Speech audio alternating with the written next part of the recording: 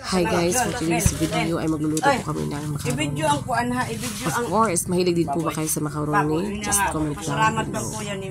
Ang strainer. Yan po. Yan, dito po lang yan sa kahoy. Of course, nandiyan po yung aking mama at saka yung aking bunsong kapatid. Yan. Nilagyan na po ng gatas.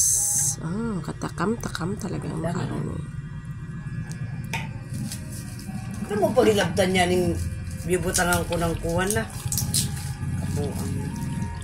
So, ang magigamit guys kay kani Alaska. Next po ay Prima Asada. 2-in-1 from Alaska. Ano na gatas eh? Ito mga kuwan. Ayan. Raisins eh. Lagyan na naman ng condensed milk from... Yan, ito. I forgot the brand.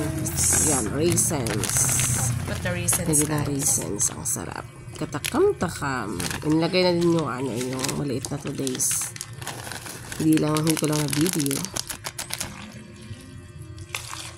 So yummy. Yan, paglagay ng try sa to eat ko, this. na video ko. Try to Yan, taste ang it. sarap. A little bit.